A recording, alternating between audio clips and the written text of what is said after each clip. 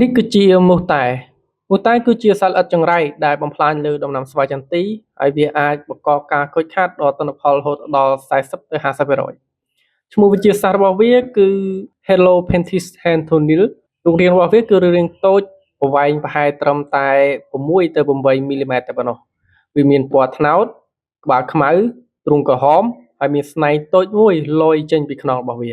វាបំផ្លាញតាំងពីកូននៅតូចរហូតដល់ពេញវ័យវារីកត្បាតខ្លាំងនៅពេលស្វាយចន្ទីចេញត្រួយផ្កានិងផ្លែជាទូទៅនៅចន្លោះខែវិច្ឆិកាដល់ខែកុម្ភៈរោគសញ្ញានៃការបំផ្លាញរបស់មូសតែគឺវាចោះបឺតយករុក្ខរសវិជាលិកាខ្ចីរបស់ត្រួយផ្កានិងផ្លែហើយបញ្ចេញសារធាតុពុលទៅតាមទឹកមាត់របស់វាទៅក្នុងរុក្ខជាតិដែលធ្វើឲ្យកោសិកាងាប់ដែលយើងហៅថា necrosis នៅលើត្រួយនិងស្លឹកខ្ចីនៅពេលដែលវាចុចបំផ្លាញគឺវាមានពណ៌ខ្មៅបន្ទាប់មកវាចាប់ផ្ដើមក្រៀមងាប់តែម្ដងនៅលើកញ្ចុំផ្កានៅពេលដែលវាចោះឬក៏វាបំផ្លាញវាធ្វើឲ្យផ្កាក្រៀមស្ងួតហើយនឹងងាប់ដែលធ្វើឲ្យចន្ទីមិនអាចកាន់ផ្លែបានការខូចខាតនៅដំណាក់កាលផ្កានេះគឺធ្ងន់ធ្ងរបំផុតនៅពេលដែលវាបំផ្លាញនៅលើផ្លែឬក៏គ្រាប់ខ្ចីវាធ្វើឲ្យគ្រាប់ឬក៏ផ្លែនឹងមានពណ៌ត្នោតពេលខ្លះក៏ស្វិតហើយជ្រុះតែម្ដងការគ្រប់គ្រងមូសតែនិងវិធានការកម្ចាត់ទី1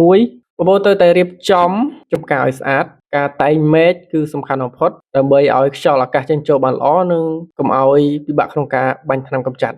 ស្មៅនិងគ្រប់គ្រងជី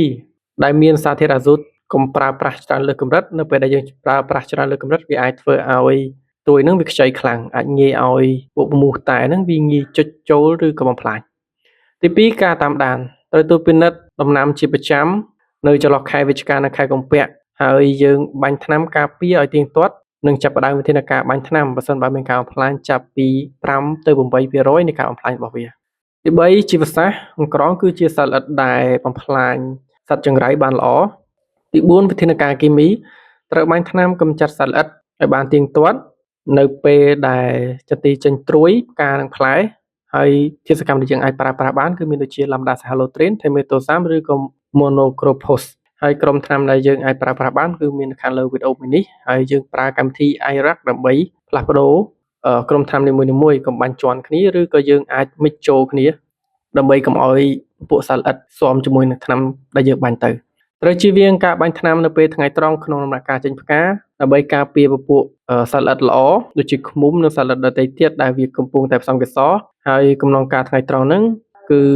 ចន្ទីកំពុងតែផ្សំកេសរបើសិនជាយើងបាញ់ក្នុងដំណាក់កាលហ្នឹងវាអាចធ្វើឲ្យចន្ទីវាខូចកេសររបស់វាអរគុណបងប្អូនទាំងអស់គ្នាជួបគ្នានៅក្នុងវីដេអូក្រោយជាមួយខ្ញុំពិសាហើយបើសិនជាបងប្អូនត្រូវការជីមពណ៌ណែល្អក្នុងការបាញ់ទៅលើចន្ទីឬក៏ស្រូវឬក៏ដំណាំផ្សេងទៀតបងប្អូនអាចជ្រើសរើសជីមពណ៌ណែនៅខាងលើវីដេអូមួយនេះហើយជួបគ្នានៅក្នុងវីដេអូក្រោយជាមួយខ្ញុំពិសា